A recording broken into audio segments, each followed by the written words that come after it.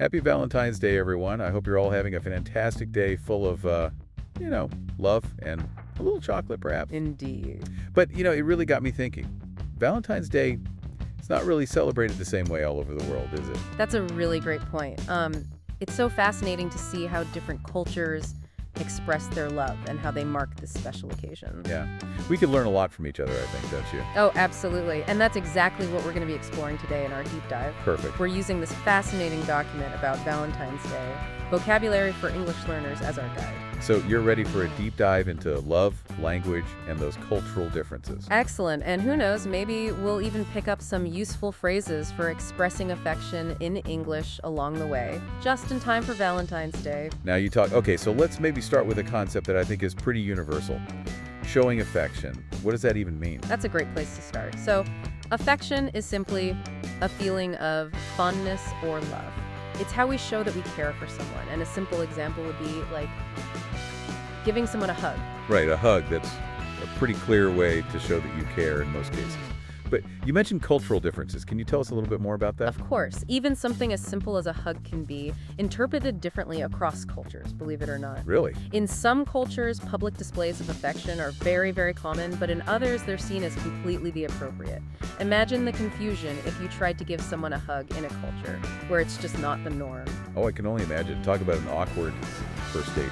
So if we're trying to navigate these different cultures, especially on Valentine's Day, what are some other things that we might trip up on? Well, gift giving's a big one. We often associate Valentine's Day with gifts like chocolates or flowers, but those aren't always universal symbols of love. That's true. I remember reading somewhere that in Japan, the tradition is totally flipped. Women give chocolates to men on Valentine's Day. What's that all about? You're exactly right. In Japan, the Valentine's Day gift giving is quite different from what we might be used to here in the West. Okay. It's fascinating, really. Yeah. Women typically give chocolates to men, and there are even different types of chocolate, depending on the relationship. Okay, that is blowing my mind. Different types of chocolate. You have to tell me more. Okay, so there's giri choco, which is basically obligation chocolate. Oh, okay. And it's given to colleagues or classmates, maybe even your boss, more out of social expectation than any sort of genuine romantic interest. Oh, so it's like the Valentine's Day equivalent of getting a fruitcake from a distant relative. Yes, something like that. But then there's hanmei choco, which is special chocolate that's reserved for someone you have genuine feelings for, a romantic interest. Ah, so that's the real deal chocolate. I think I'd much rather receive that, wouldn't you, listeners? Definitely much more meaningful. And this tradition really just highlights how even something as seemingly simple as giving chocolate can be so loaded with cultural significance. It really makes you think twice about what you're actually saying with your gifts, doesn't it? Yeah, it's not just about the chocolate itself, it's about that cultural context. Exactly. And speaking of cultural context, let's move on to how people actually celebrate Valentine's Day. What does it even mean to celebrate anyway? Well, to celebrate basically means to mark a special occasion with some kind of festivity, a celebration. Right. On Valentine's Day, that could be anything from a romantic dinner to a night out dancing, or maybe even just staying in and watching a movie together. Right, right. Yeah. And from a grammar perspective, I think we often use the present simple tense to talk about these kind of habitual actions on Valentine's Day. For example, we might say, people celebrate Valentine's Day. Exactly. Right. Or, every year my friend bakes a heart-shaped cake. Present simple tense in action. There you go. Why don't you try it out, listeners? How would you describe your typical Valentine's Day using that present simple tense? That's a great idea. Take a moment to practice. Okay, back to celebrating. The way we celebrate Valentine's Day can be influenced by, our personal preferences, of course, maybe our budget, but also, like we've been talking about, our culture.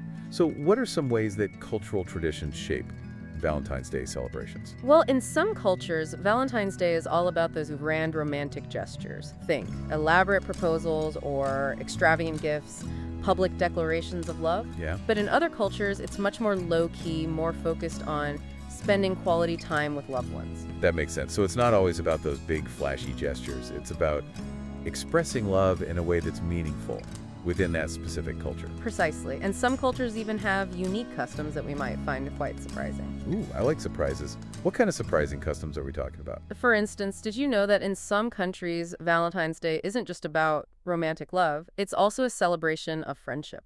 Really? That's so interesting. I've never even thought about it that way before. Tell me more.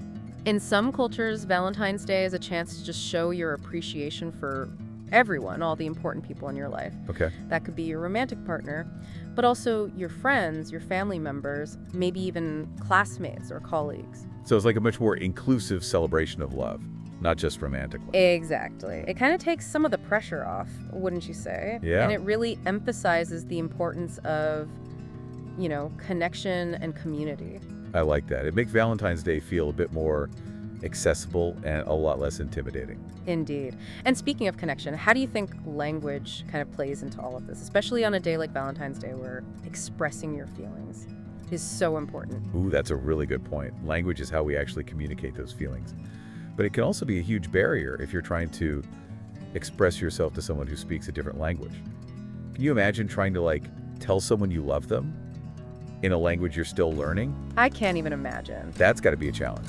It definitely adds another layer to the whole experience, right? Yeah. And it really highlights just how deeply intertwined language and culture actually are. Some languages have very specific words or phrases to express different types of love that don't have a direct equivalent in English. Wow. Or maybe they might use metaphors and imagery that's completely unique to their culture. That's so fascinating. It really makes you realize how much you can learn about a culture just by understanding how they express love. Absolutely. So we're thinking about those cultural differences again. Are there any other surprising, Valentine's Day traditions that you've come across? Definitely. Remember how we were talking about gift giving in Japan? Yeah. Well, in South Korea, they actually have a Valentine's Day tradition specifically for single people. Wait, really? A Valentine's Day for singles? Okay, you have to tell me more about this. So it's called Black Day, and it's celebrated on April 14th. Okay. On Black Day, single people who didn't receive any gifts on Valentine's Day, they all get together and eat jjajangmyeon, Jjajangmyeon.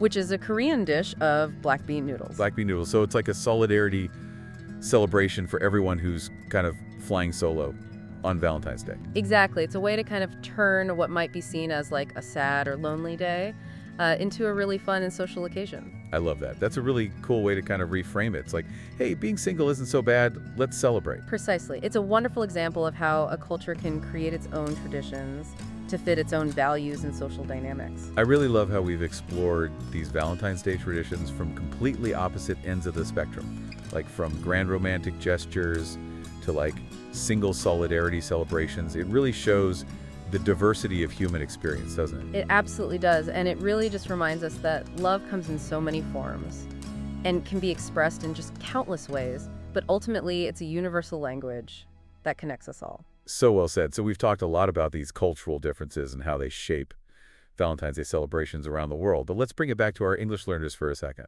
Excellent point. After all, this deep dive is all about expanding our understanding of love, language, and culture. Right, so for our listeners who are learning English, what are some key phrases or vocabulary words that they could use to maybe express their feelings on Valentine's Day? Well, the word romance is a great word to start with. It really captures that feeling of excitement, mystery, and passion that's often associated with love. Oh, romance. And you can use it to describe, a romantic dinner, a romantic getaway, even just a romantic gesture. Oh, romance is the perfect word for Valentine's Day. It's full of emotion and imagery. And it's a word that I think English learners could really easily incorporate into their vocabulary.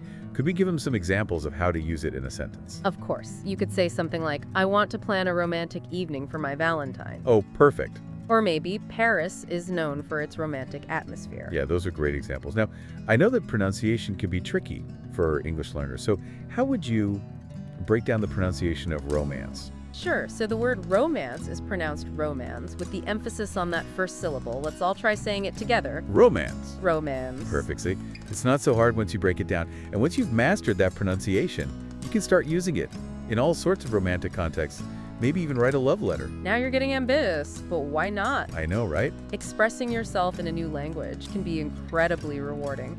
And who knows, it might even impress your Valentine. That's the spirit. So we've talked about vocabulary, we talked about pronunciation. What about grammar? Are there any specific grammar points that would be deskful for expressing love in English? Well, we already talked about the present simple tense for those habitual actions on Valentine's Day.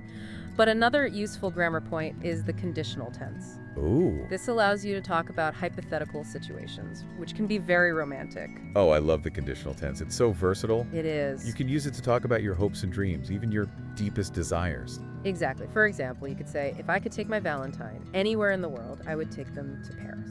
Ooh, nice. Or if I had $1 million, I would buy my Valentine a diamond ring. Those are some pretty romantic hypotheticals. Guitar! And they're really good examples of how to use the conditional tense to like express your feelings in a really creative and engaging way. Exactly. It's all about using the language to kind of paint that picture of what could be. And that's what makes learning a new language so exciting, right? It is. It's not just about memorizing these words and rules, but it's about discovering new ways to express yourself and connect with people. Well said. And on that note, I think it's time that we start wrapping up this Valentine's Day deep dive. Wow, time flies when you're talking about love and languages. What are some of the key takeaways that you hope our listeners will remember from today's deep dive? I think the biggest takeaway is that love. It's truly a universal language, but it speaks with different accents around the world. I love that. So even though, we all experience love, the way we express it could be shaped by our cultures, our traditions, even the languages we speak. Exactly. And that's why it's so important to just be open-minded and curious about other cultures, especially if you're planning a romantic gesture for someone from a different background. Oh, absolutely. You don't want to accidentally commit a cultural faux pas on Valentine's Day. That could really kill the mood. No kidding. So to all our listeners out there who are celebrating Valentine's Day, whether you're spending it with a romantic partner or with friends, family, or even just enjoying some well-deserved self-love, we hope you have a wonderful day filled with joy and connection. Yes. And remember, no matter how you choose to celebrate, the most important thing is to just express your love in a way that's authentic and meaningful to you.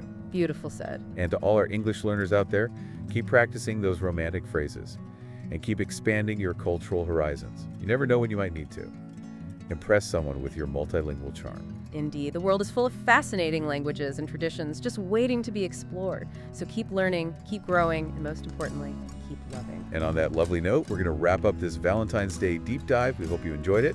Be sure to share your own thoughts and experiences with us on social media, and we'll see you next time for another fascinating exploration. Happy Valentine's Day, everyone. Well, we've reached the end of our Valentine's Day deep dive, and I have to say, this has been a real whirlwind tour of love and languages. It really is. We've covered so much ground today, from gift-giving traditions in Japan to single celebrations in South Korea and everything in between. It's incredible to think that a single holiday can be celebrated in so many different ways around the world. It really speaks to the power of culture and tradition, wouldn't you say? Absolutely. I mean, who knew that there was a whole day dedicated to single people in South Korea? Black Day. It's a fascinating concept. It is. It's like they took the idea of Valentine's Day and flipped it on its head. And you know what? I kind of love it.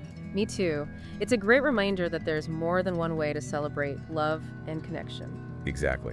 And speaking of connection, how do you think our listeners can stay connected with this topic even after the deep dive is over? That's a great question. Well, first of all, I'd encourage everyone to continue exploring the different Valentine's Day traditions we've discussed today. Maybe do a little research on the cultures that we haven't had a chance to touch on. Yeah, like Valentine's Day in Brazil or India, for example. Exactly. There's a whole world of traditions out there just waiting to be discovered. And for our English learners, why not try incorporating some of the vocabulary and grammar points we've talked about into your own writing or conversations? That's a fantastic idea. You could write a Valentine's Day message to a friend, or even practice talking about your favorite traditions in English. And hey, if you're feeling really ambitious, why not try researching Valentine's Day traditions? In a country where English isn't the primary language, it's a great way to immerse yourself in the culture and challenge your language skills at the same time. Now you're talking. That's what we love to hear. So as we wrap up this Valentine's Day deep dive, we want to leave you with one final thought. Love is a beautiful and complex emotion that can be expressed in countless ways. And while there's no right or wrong way to celebrate Valentine's Day, we hope that this deep dive has given you a new appreciation for the diversity of human experience and the many different ways that love is celebrated around the world. Couldn't have said it better myself. So from both of us, happy Valentine's Day, everyone. We'll see you next time Thanks for for another joining fascinating today's chat exploration. on Your Daily English Spark. If you enjoyed this session and want to keep improving your English, don't forget to like, subscribe, and hit the notification bell. What topic would you like us to cover next? Let me know in the comments. And don't miss our next episode, where we'll dive into mastering small talk. See you next time.